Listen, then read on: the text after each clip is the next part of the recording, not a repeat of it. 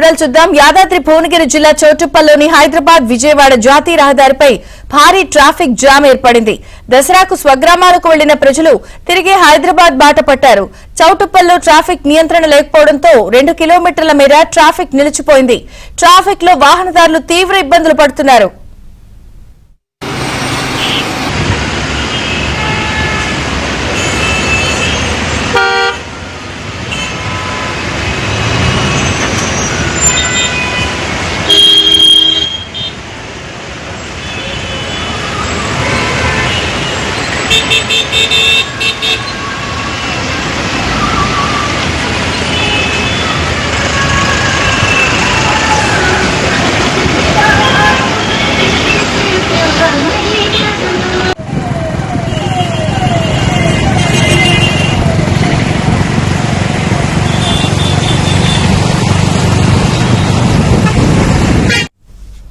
స్వగ్రామాల నుంచి హైదరాబాద్ తిరిగి వస్తున్న ప్రయాణికులందరూ కూడా తీవ్ర ఇబ్బందులు పడుతున్నారు. హైదరాబాద్ విజయవాడ రహదారిపై భారీ స్థాయిలో ట్రాఫిక్ జామ్ అయింది. వివరాలు రవి అందిస్తారు. రవి, విజయ చంద్రిక, దసరా పండుగ సెలవుల నేపథ్యంలో స్వగ్రామాలకు వెళ్లిన వారంతా తిరిగి హైదరాబాద్ కు ప్రయాణం కావడంతో గత 2 రోజులుగా హైదరాబాద్ విజయవాడ 65వ జాతీయ రహదారి అయితే రద్దీగా మారింది. ఈ రోజు ఉదయం తెల్లవారుజాము నుంచి పలు చోట్ల ట్రాఫిక్ అయితే స్తంభించినటువంటి పరిస్థితి ఉంది. ప్రధానంగా హైదరాబాద్ విజయవాడ 65వ జాతీయ రహదారిపై చౌటుప్పల్ రెడ్డిబాయి వద్ద ఉదయం తెల్లవారుజామున ఓ లారీ టైర్ పంక్చర్ కావడంతో రోడ్డు పైన నిలిచిపోయింది. ఈ నేపథ్యంలో హైదరాబాద్ వైపు వెళ్లే వాహనాలన్నీ కూడా రాంగ్ రూట్ లో విజయవాడ వైపు వెళ్లే వాహనాలు కూడా ఎదురుగా వెళ్లడం జరిగింది. సుమారు 2 కిలోమీటర్ల మేర వాహనాలన్నీ కూడా 2 రూట్లలో హైదరాబాద్ వైపు వెళ్లడంతో ట్రాఫిక్ అయితే దాదాపు 2 గంటల పాటు స్తంభించింది. ఈ నేపథ్యంలోనే చౌటుప్పల్ పట్టణంలో కూడా రోడ్ జంక్షన్ క్రాసింగ్ చేసే సమయంలో కొద్దిసేపు పోలీసులు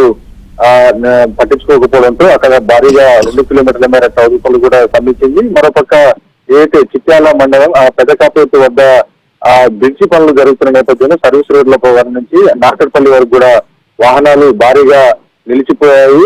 ఇంకా చూసుకుంటే పంతంగి టోల్ ప్లాజా ఏదైతే గుండ్రాంపల్లి నుంచి పంతంగి టోల్ ప్లాజా వద్ద వరకు కూడా ముందు ఉన్నటువంటి ట్రాఫిక్ స్తంభించడంతో పంతంగి టోల్ ప్లాజా వరకు 2 కిలోమీటర్ల మేర వాహనాలు అయితే స్తంభించి తీవ్ర ఇక్కట్లయితే వాహనదారులు పడిపోయారు. మొత్తంగా 2 గంటల పాటు చౌటుప్పల్ అదేవిధంగా పంతంగి టోల్ ప్లాజా పెద్దకాపర్తి ఈ 3 ప్రాంతాల్లో కూడా వాహనదారులు తీవ్ర ఇక్కట్లు పడ్డారు. అయితే చివరకు పోలీసులు క్రేన్ సహాయంతో లారీని పక్కకు తీయడంతో కొద్దిగా ట్రాఫిక్ సమస్యలు తీరాయి. కానీ ప్రస్తుతానికైతే టోల్ ప్లాజా వాహనాల రద్దీ అయితే కొనసాగుతుంది. ఎలాంటి ట్రాఫిక్ అయితే లేదు. కానీ మాత్రం లారీ ఆగిపోవడంతో పెద్ద ఎత్తున 2 గంటల పాటు హైదరాబాద్ వైపు వెళ్లే వాహనదారులు మాత్రం తీవ్ర ఇక్కట్లయితే పడిన పరిస్థితి అయితే ఉంది.